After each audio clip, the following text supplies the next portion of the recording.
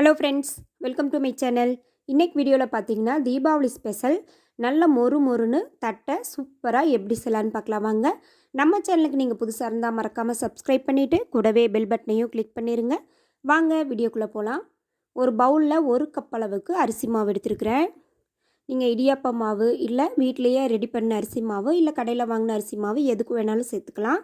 நீங்கள் பவுலோ அல்லது டம்ளர் அல்லது இது போல் மெஷரிங் கப் எதில் வேணாலும் எடுத்துக்கோங்க. 1 கப் அளவுக்கு தான் நான் எடுத்துருக்கிறேன். இதை வந்து இப்போ நம்ம ஜலிச்சுட்டு சேர்த்துக்கலாம்.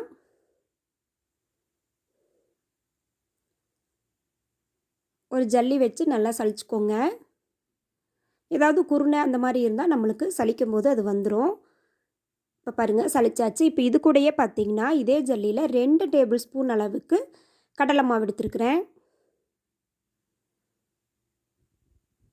இதையும் வந்து இப்போ சலிச்சிட்டு சேர்த்துக்கலாம். நல்லா 1 கப் அளவுக்கு 2 டேபிள் ஸ்பூன். நீங்கள் கடல மாவுக்கு பொதுவாக உளுந்த மாவு கூட சேர்த்துக்கலாம். உளுந்த மாவு சேர்த்திங்கனாலும் இன்னுமே நல்லா பொறுப்பு வரும். இது கூட ஃப்ரெஷ்ஷான கருவேப்பிலை சேர்த்துக்கலாங்க. ஒரு கொத்து கருவேப்பிலை ஃப்ரெஷ்ஷாக சேர்த்துக்குவோம். இது கூட பார்த்திங்கன்னா ஒரு 3/4 டீஸ்பூன் அளவுக்கு தனி மிளகாய்த்தூள் சேர்த்துருக்குறேன். இப்போது இந்த ரெசிபிக்கு தேவையான உப்பு ஒரு 3/4 டீஸ்பூன் அளவுக்கு உப்பு சேர்த்துக்கலாம். இது கூட பார்த்திங்கன்னா ஒரு 2 டேபிள் ஸ்பூன் அளவுக்கு பொட்டுக்கடலை சேர்த்துக்கலாம். கூடவே பார்த்திங்கன்னா பிஞ்சு போல் பெருங்காயத்தூள் இதையும் சேர்த்துக்குவோம். இப்போ ஒரே டேபிள் ஸ்பூன் அளவுக்கு வெண்ணெய் அதை உருக்கி இது கூட சேர்த்துக்கலாம். சேர்த்துட்டு நல்லா மிக்ஸ் பண்ணிடுவோம். ஒரு கரண்டி வச்சு வெண்ணெய் சூடாக இருக்கிறதுனால ஒரு கரண்டி வச்சு நல்லா மிக்ஸ் பண்ணிடலாங்க. நீங்கள் வெண்ணெய்க்கு பொதுவாக நெய் கூட சேர்த்துக்கலாம். சேர்த்து நல்லா மிக்ஸ் பண்ணிவிட்டு கையால் கலந்து விட்டுருவோம். நீங்கள் வந்து உடைச்ச கடலைக்கு பொதுவாக 2 டேபிள் ஸ்பூன் கடலைப்பருப்பு அல்லது பாசிப்பருப்பு எது வேணாலும் ஒரு 1 மணி நேரம் ஊற வச்சுட்டு சேர்த்துக்குங்க. இது கூட பார்த்திங்கன்னா கொஞ்சம் கொஞ்சமாக தண்ணி சேர்த்து நல்லா வந்து நம்ம முறுக்கு மாவு பதத்துக்கு பிசைஞ்சுக்கலாம்.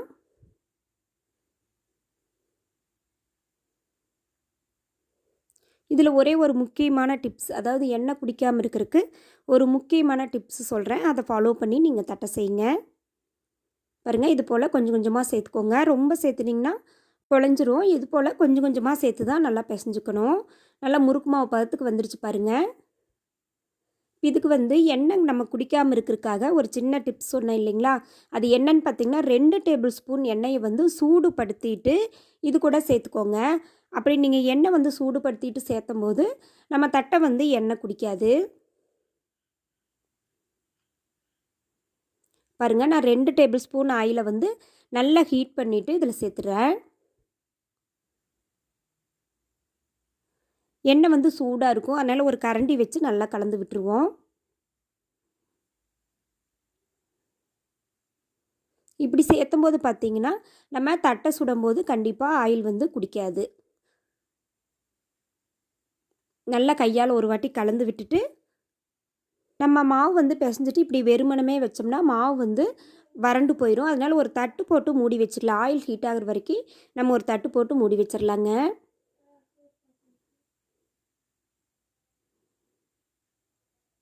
மாவு வந்து நல்லா இந்த அளவுக்கு இருக்கணும். பார்த்திங்கனாலே தெரியும் நம்ம முறுக்கு புளிகிற பதத்தில் இருக்கணும். இப்போ பாருங்கள், நம்ம ஆயில் வந்து ஹீட் ஆகிட்டுருக்கு. இப்போ நம்ம எடுத்து மாவு எடுத்து சின்ன சின்ன தட்டைகளாக தட்டி எடுத்துக்குவோம். நீங்கள் நல்லா ஒரு வாழலை அல்லது அப்படின்னா இது போல் பாலித்தீன் கவர் இருந்துச்சுன்னா சின்ன சின்ன உருண்டைகளாக எடுத்து இது போல் நம்ம தட்டையாக தட்டி எடுத்துக்கலாங்க. நான் வந்து இன்றைக்கி சேமியா கவர் தான் இருக்குது, அதை தான் திருப்பிட்டு தட்டையாக தட்டி எடுக்கிறேன். பாருங்கள், இது போல் ரொம்ப மெல்லிசாக தட்டிடக்கூடாது, ரொம்ப கெட்டியாகவும் தட்டிடக்கூடாது. லைட்டாக நான் காட்டுறேன் பாருங்கள், இந்த அளவுக்கு பதத்தில் இருந்தால் போதும். பாருங்கள், 2 பக்கமே நல்லா நான் தட்டி எடுத்துருக்கிறேன். இது போல் நான் இருக்கிற எல்லா மாவுலையுமே தட்டையை வந்து தட்டி எடுத்துக்கிறேன். இந்த தீபாவளிக்கு இது போல் நீங்கள் ட்ரை பண்ணி பாருங்கள். நம்ம வீட்லேயே வந்து ஈஸியாக தட்டை செஞ்சுக்கலாம். வெளியில் கடையில் வாங்குறதுக்கு இது போல் செஞ்சுக்கலாம். பாருங்கள், இந்த அளவுக்கு தான் நம்மளுக்கு வந்து கெட்டியாக இருக்கணும், ரொம்ப கெட்டியாக இருந்துடக்கூடாது. ஆயில் வந்து நல்லா ஹீட்டாக இருக்கணும். ஹீட்டாக இருக்கும்போது நம்ம லோ ஃப்ளேமில் வச்சுக்கலாம். வச்சுட்டு பாருங்கள், நான் தட்டி எடுத்து தட்டைகளை ஒவ்வொன்றா போட போகிறேன். பாருங்கள் போட்டதுமே வந்து ஆயிலில் நல்லா பொரியுது. இந்த அளவுக்கு வந்து ஆயில் ஹீட்டாக இருக்கணும். நம்ம தட்டைகளை போட்ட பிறகு அடுப்பை வந்து மீடியம் ஃப்ளேமில் வச்சுக்கலாம். ஒரு நிமிஷம் போல் அப்படியே விட்டுட்டு மெதுவாக திருப்பி விட்டுருவோம்.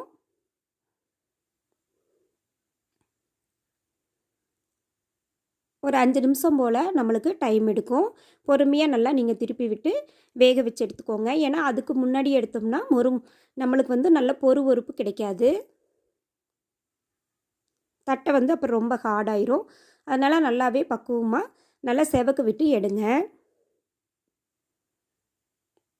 பாருங்கள் நம்ம சேர்த்துன தட்டை வந்து ஓரளவுக்கு லைட்டாக செவந்து வருது.